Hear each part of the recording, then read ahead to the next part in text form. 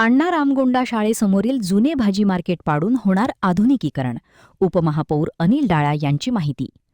इचलकरंजी महापालिका क्षेत्रातील अण्णा रामगोंडा शाळेसमोरील 45 ते 50 वर्ष जुने आणि धोकादायक झालेले भाजी मार्केट पाडून त्याचे अत्याधुनिक असे नूतनीकरण करण्यात येणार आहे. सदर मार्केटची इमारत पूर्णपणे जीर्ण झाली असून पावसाळ्यात गळती होते व पाणी साचते, ज्यामुळे नागरिक व विक्रेत्यांच्या आरोग्याचा प्रश्न निर्माण झाला आहे. या बांधकामाचे स्ट्रक्चरल ऑडिट 11 जून 2026 रोजी वालचंद कॉलेज ऑफ इंजिनिअरिंगकडून करून घेण्यात आले असून उपमहापौर अनिल डाळा व आयुक्तांनी प्रत्यक्ष पाहणी केली आहे. या हायटेक मार्केटमध्ये गाळे, स्वच्छता, वीज, पार्किंग व कचरा व्यवस्थापनासह विविध आधुनिक सुविधा उपलब्ध करून दिल्या जाणार असून यासाठी निधी आणणार असल्याचे उपमहापौर अनिल डाळा यांनी स्पष्ट केले आहे.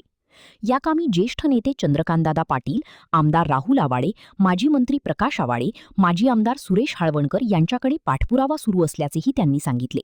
महान कार्य न्यूजसाठी सुभाष भस्मे, इचलकरंजी. माझ्या प्रभागातील अण्णा रामगोंडा शाळेसमोर जी भाजी मार्केट आहे ते 1980 साली बांधलेलं आहे. ते अतिशय जीर्ण झालेलं आहे आणि मी पल्लवी पाटील आयुक्त मॅडम तसेच माझ्या भागातील तिन्ही नगरसेवक आम्ही तिथं व्हिजिट केली असता आम्हाला तिथं सगळं आढळून आलं की ते अतिशय जीर्ण, धोकादायक व असुरक्षित असं ते भाजी मार्केट झालेलं आहे आणि कोणतं असं वातावरण त्यामध्ये आहे.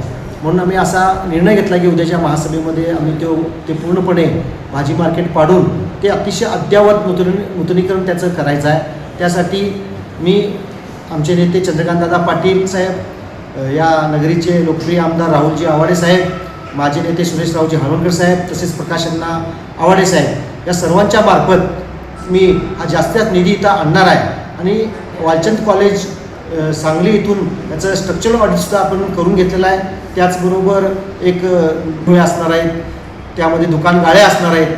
गोव्याच्या धर्तीवर अतिशय सुंदर असं आपल्याला ते करायचं आहे इचलकरंजीसाठी आणि ते विशेष म्हणजे माझ्या प्रभागात असल्यामुळं मी त्याचा पाठपुरावा करून ते करणारच.